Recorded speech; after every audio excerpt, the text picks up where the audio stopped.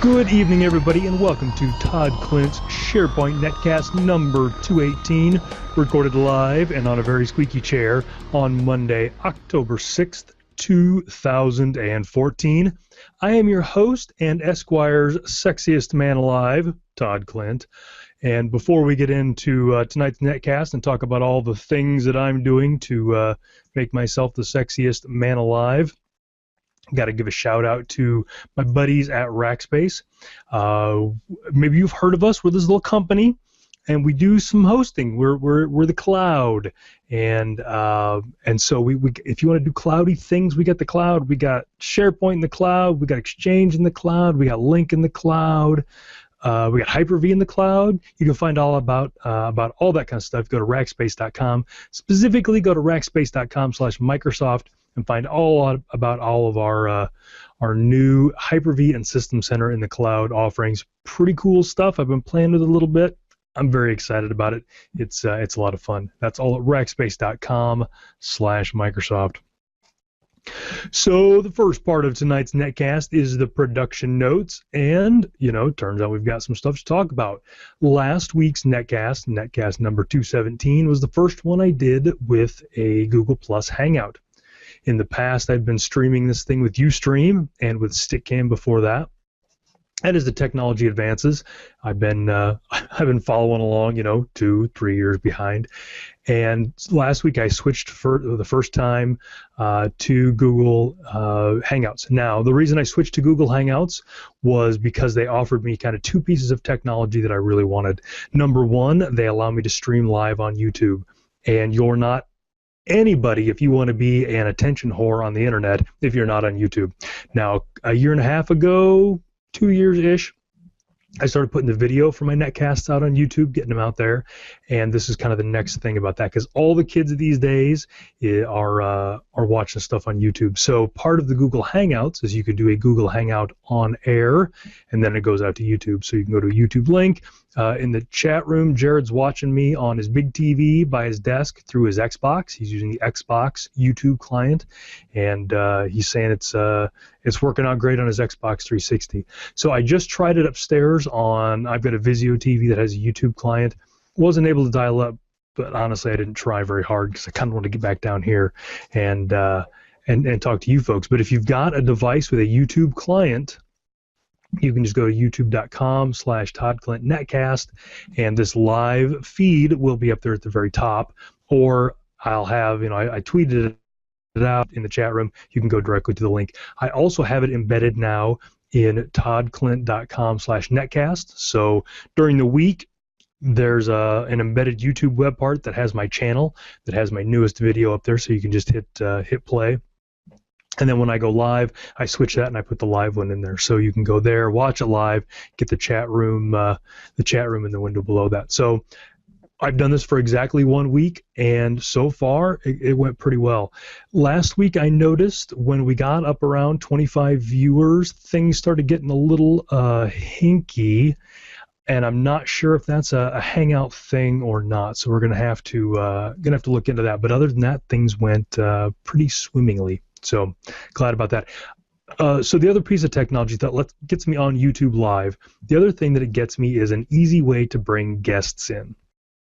Something that I've wanted to do for years. I even get tired of the sound of my own voice. I can only imagine what it's like for you guys as I drone on and on. So I've been wanting to bring people in.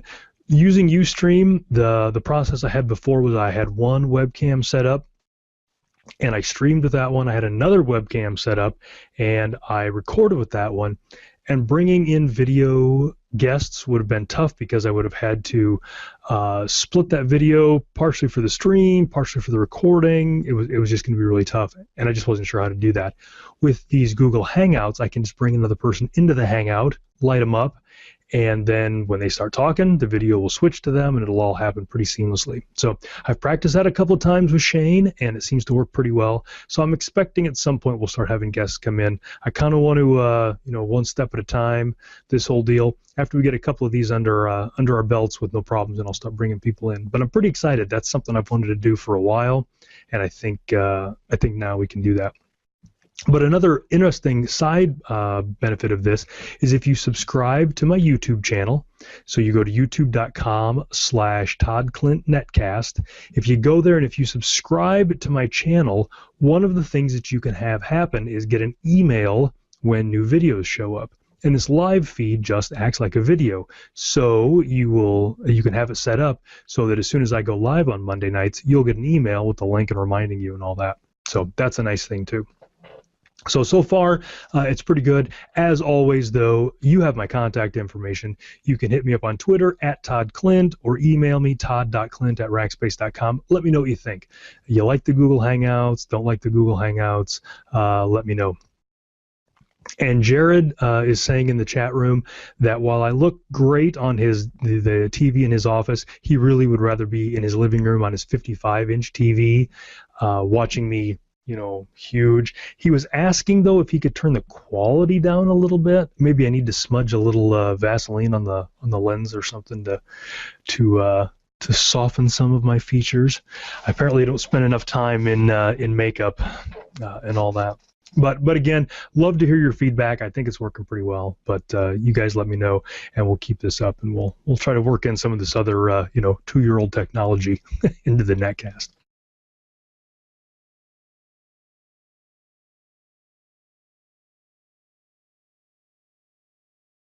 Okay, on to some topics. So kind of the big thing, and I alluded to this a little bit last week, but I actually blogged it this week, so you get to hear about it again. The thing I've been spending a lot of my time with the last week or so is dealing with the fallout of some folks that had Windows updates set to automatically install on their SharePoint servers. Now, of course, we all know this is a horrible idea, and I don't think anybody ever means to do it, but sometimes you build a server, and in your haste, you forget to change that setting, and then some bad things happen. And that happened last month. The September Patch Tuesday patches, when they came out, had a sneaky little nugget in them for SharePoint, a little patch known as KBB 2889864, and that was a SharePoint patch that was in Windows Update. Now, I know what you're saying. It's Windows Update. It can't patch SharePoint. It's not SharePoint Update. It's Windows Update. But there it is. And with the first farm that I encountered this in, only one server was set to download patches automatically and the rest were not. So then the farm got in this inconsistent state where one server was patched and could be upgraded and the rest couldn't. And it was horrible. So my advice is, and always has been, not to have Windows patches automatically put on your SharePoint servers. So there's a couple different ways you can do this. Now, again, this doesn't mean you shouldn't patch your Windows servers. For goodness sakes, patch your Windows servers. But it just means for your production servers, be a little bit more deliberate about it. Have a set of test servers. Push the patches out as soon as they come out into your test environment. Test them, things like that. But you got to do production. You just got to do it very deliberately. And so there's a couple of things that you can do.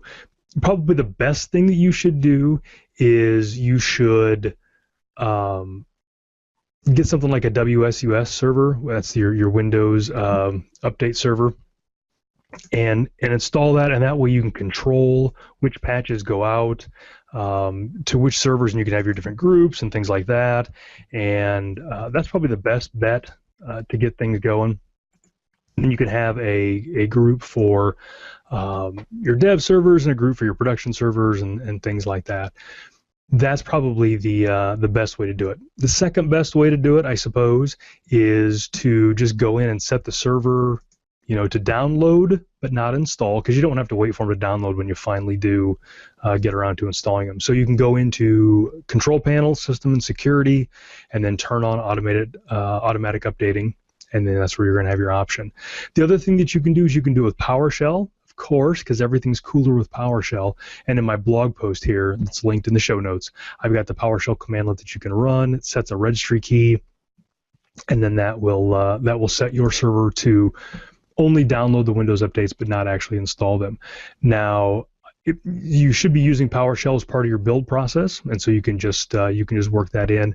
But again, this does not remove you from the responsibility of patching your servers. That's still important.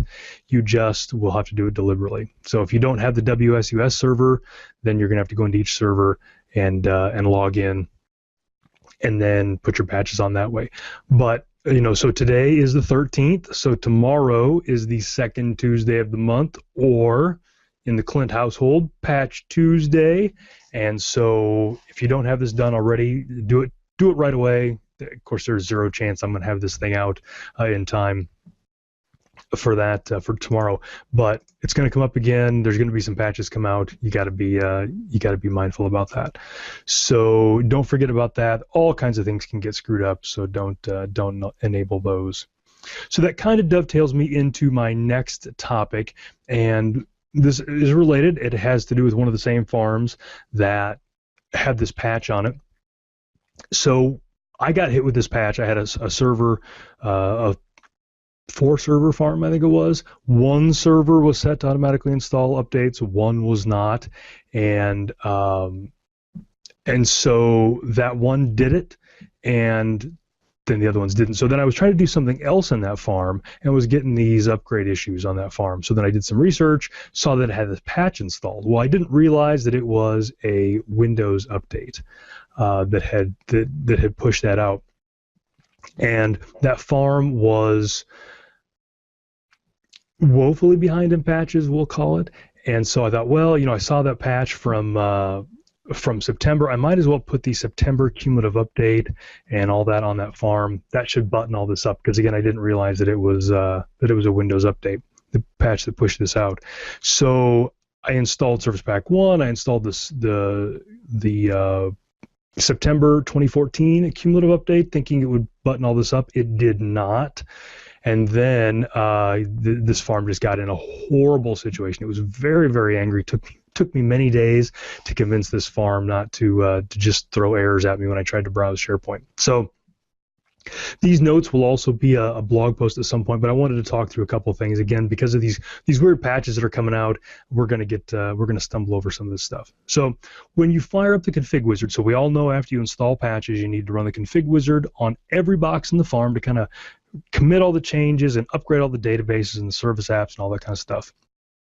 And the config wizard has come a long way. In 2007, if you had a patch installed on one server but not the rest, you could still run the config wizard and everything would just explode, just break. 2010 and 2013 fixed that, and so it will tell you that that there's patches missing. And it'll actually give you the patch name, it'll give you a link to the patch. It's all very awesome. But when it does that, it won't let you continue with the config wizard. So a couple of things about that. When the config wizard runs it, it gives you that list. It does that through a table in the config database. And I'm not going to tell you what the name of that table is because I don't want you in there goofing around. But what the config wizard does is it goes out to the config database, looks at this one table and says, hey, all these servers have this patch, but this server's missing it, and it reports it that way. So it's not actually doing a real-time inventory of all of your servers when that happens. It's checking in that table. So then the next question becomes, how does that table get populated? That table gets populated by a timer job. And there's a timer job that runs on every server that collects an inventory of the patches that are installed on that server, reports back to the farm, submits them, populates that table. So that's how the thing gets populated. Now, that all works fine and everything's good to go, but here's where it gets tricky. If you run the config wizard, like I did, and one or more of your servers is missing a patch, the config wizard will stop and it will say, you need all these patches, so you go install them, and you probably hit cancel. So here's what I discovered. When you run the config wizard, and nobody ever reads anything that comes up on the screen, but a pop-up box comes up and says, hey, I'm going to stop your timer job service, I'm going to stop IIS, I'm going to, I'm going to drink the milk right out of the container in your refrigerator, is that all okay? And you say, yeah, next, okay, and you say, okay. And then when the config wizard finishes successfully, it turns all that stuff back on. But when you start the config wizard, you come up and it says it's going to do all those things and it's going to, you know, empty your orange juice down the drain and all that kind of stuff. It stops all those things, but if it doesn't finish successfully, it doesn't start them back up. Okay, so imagine yourself in this scenario.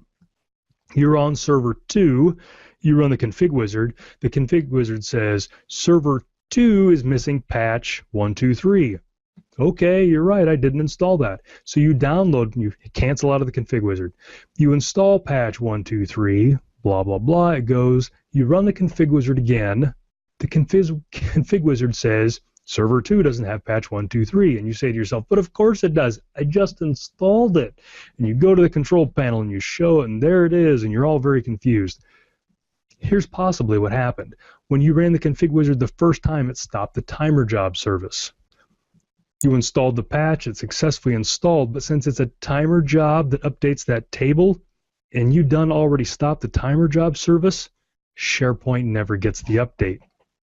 I only fell for that about 72 times last week. So a couple of things. When you run the config wizard and it tells you that there are patches missing, there's an option there for refresh. It doesn't work. The timer job service is gone.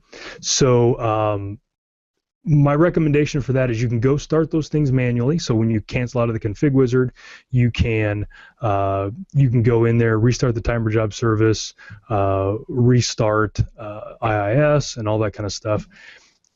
But honestly, especially if you're dealing with these patches and things are starting to go south, I would recommend just rebooting the server. So when you reboot the server, it's going to restart the timer job service. It's going to restart IIS. The next time that timer job service runs, it's going to do that inventory and all that kind of stuff. So be careful about that. There are other things that will make patches not show up, but that's one of them. Again, I fell for that a couple of times. So and again, not all patches force you to, not all SharePoint patches force you to install the SharePoint, let me start that from scratch. Not all SharePoint patches require you to reboot the SharePoint server. However, it doesn't cost any extra if you do. You're able to reboot those boxes for no additional fee. Microsoft allows that, and I recommend it. Because again, if anything got stopped, you can restart everything. So I'm not completely out of the patching wood on a couple of my farms. So I think there'll be some updates, and again, I'll probably be talking about this in a blog post or something. But that one caused me way more frustration last week than it probably should have. Okay, so another thing that I wanted to talk about that has nothing at all to do with SharePoint is some fun video stuff. And I kind of touched on this a couple of weeks ago when Shane and I were in Boston. I think we talked about it a little bit, about some video sharing things. And some of this hardware has come out, some of these things have changed. So I kind of wanted to talk about this and kind of put it in, give it a little more depth, because it's all about devices that we already have, and it's also specific, or also germane, because of the whole doing this thing on YouTube and some ways to do all that.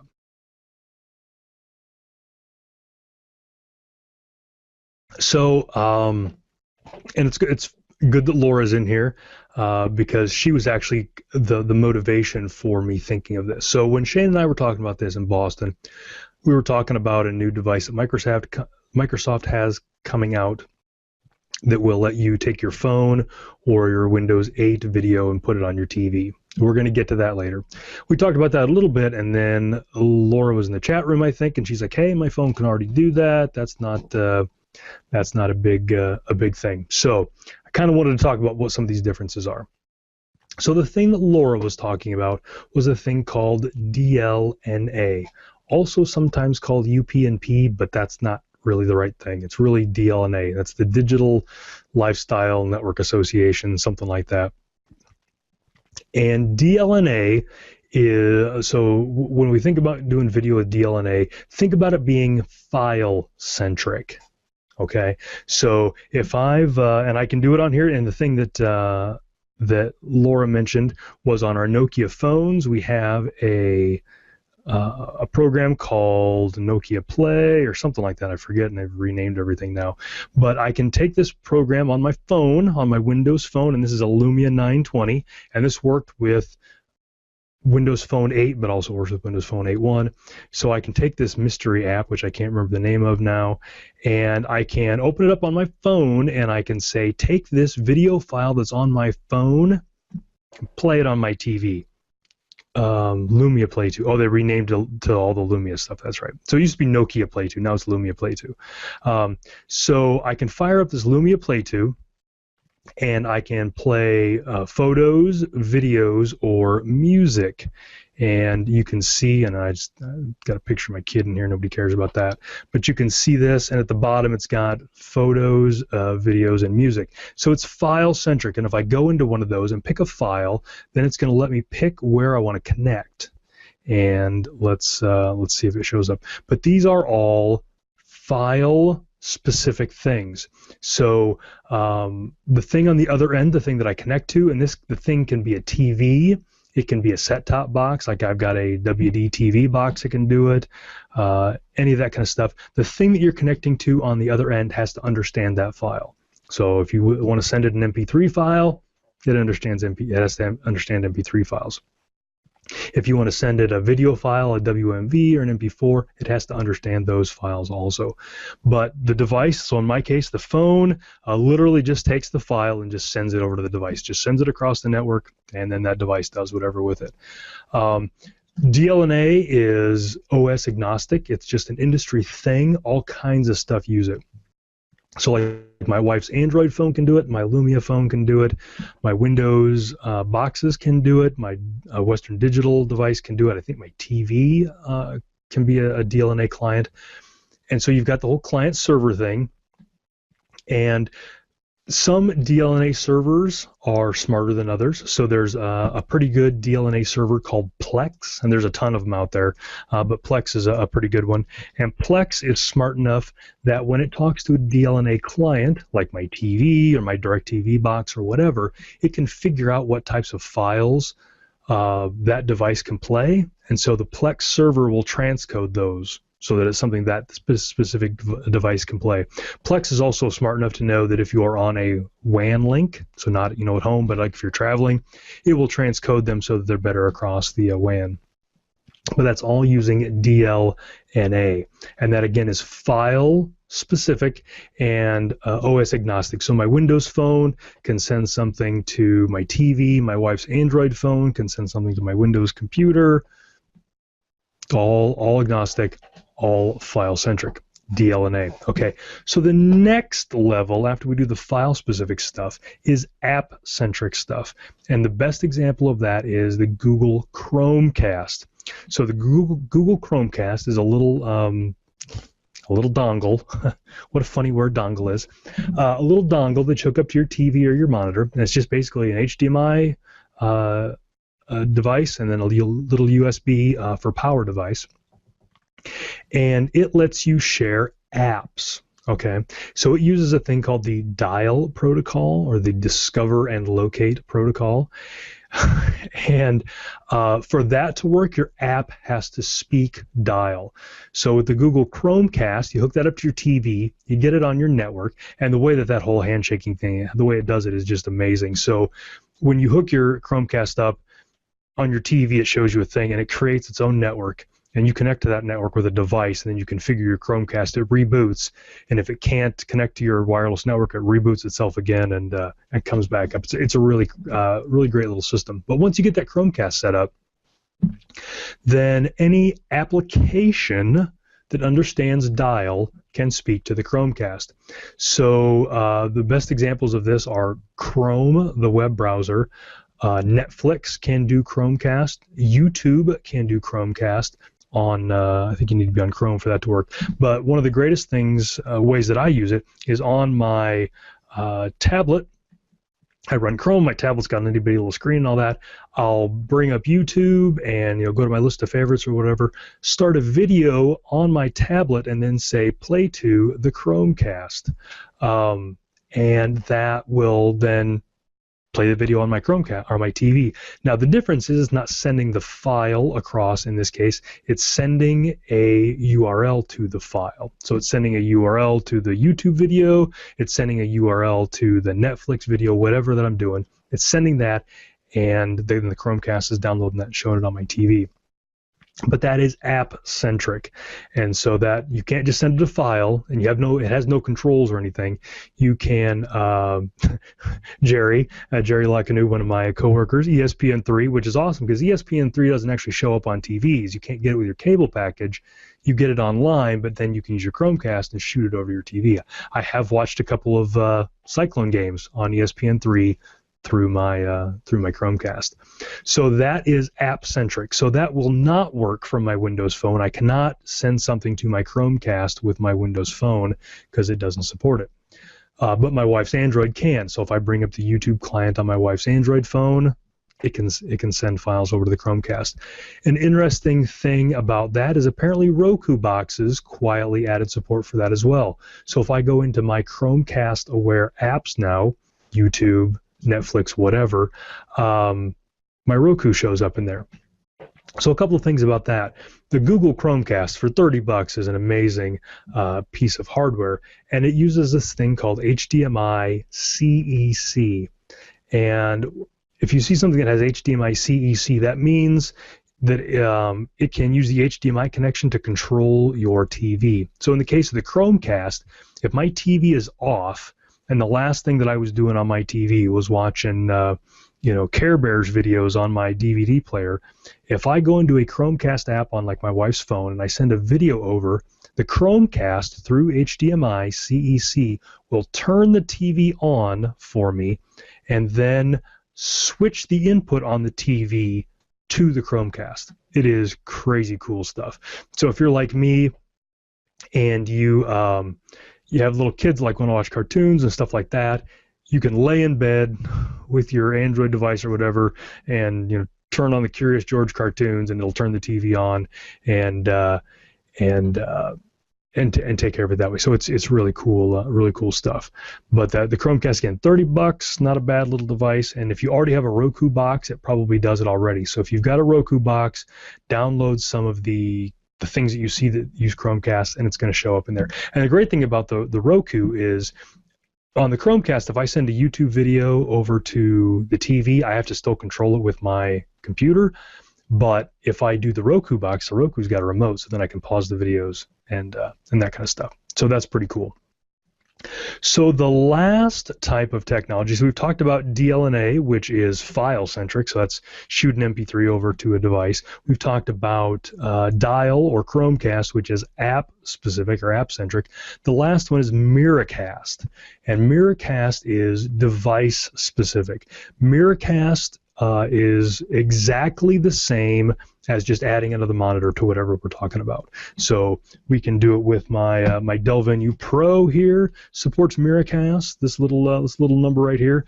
My Surface Pro 2 supports Miracast, and if I'm using Miracast, I just add it as a second monitor. And it functions exactly the same as if I took a really long HDMI cable and hooked it up from my Dell Venue 8 Pro over to my TV or whatever the Miracast device is. It's just a second screen. So I'm not sending files over my TV, I'm not sending apps, it's just a screen, so it just works like Windows does.